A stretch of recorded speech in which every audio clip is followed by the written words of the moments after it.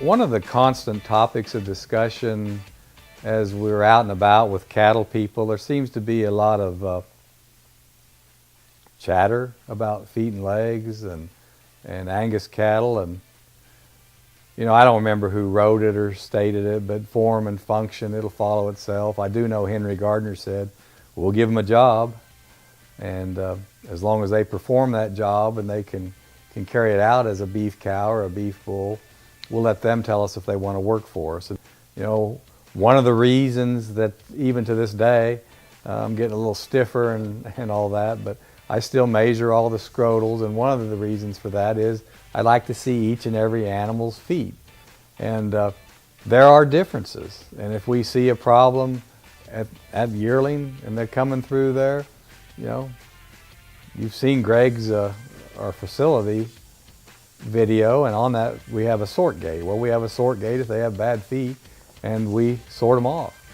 And we call it, our salvage truck is located in Booker, Texas with preferred beef, and so call Booker for those bulls.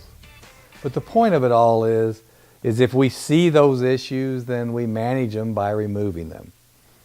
And all my life I have heard about good-footed cattle. I remember the Aussies and the New Zealanders that have all been through here. My dad used to say, y'all have a fetish about feet.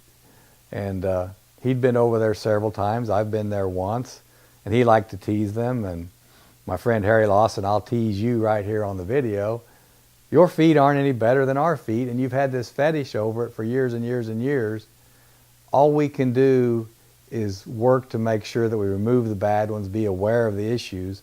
And when I won't say there's any Angus bull, I won't say there's any beef bull that's perfect footed. But what I will say is that these bulls are acceptable or they're not. It's a threshold trait. And so ultimately, when you look at why some of the bulls that don't have good feet exist, it's because one of the great bulls of the Angus breed and most of the cattle that descend from him, those bloodlines that allowed us to get to where we are today from a calving ease, early growth, moderate stature, etc. standpoint, their feet were below average. And so we have worked hard to remove any problems, but those bloodlines are there and they exist. And so I think the exciting thing is that we can manage it, we can improve them. I remember, I am getting old, 35 years ago, Roy, tell me a good-footed bull. Tell me what that means. Well, Roy Wallace at Select Sires. He said, well, we really want them to be sharp-footed. We want them to be deep-heeled. We want them to have a good angle to that foot. And I worked hard at learning that. I worked hard at learning that at Kansas State. And there are differences. We'll get this scissor toe, and a lot of my good friends and veterinarians, oh my God, it's scissor toe. It's genetic. Well, yeah, it probably is. It's not like a recessive or some of those other issues, but like begets like. And so there are some cattle from the descendants of this one bloodline that probably have a bit more scissor toe than other bloodlines. So we're aware of that. We take that into consideration every mating we make.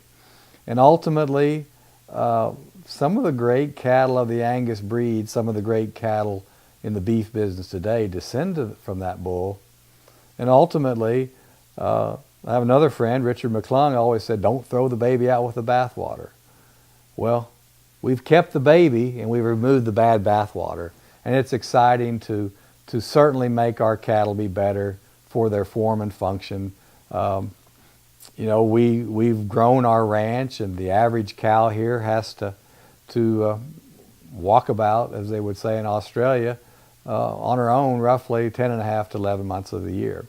Form and function is so critical, and if you've got a bad one, you remove them. And ultimately, when we look at these cattle and we talk about guarantees, and we're very consistent in our guarantee, if you have a problem, we're going to take care of it.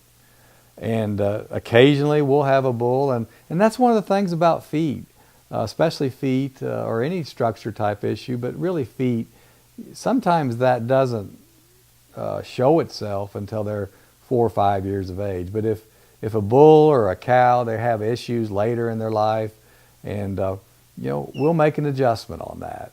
And we expect these cattle to go out there and work for you. They're kind of like our children.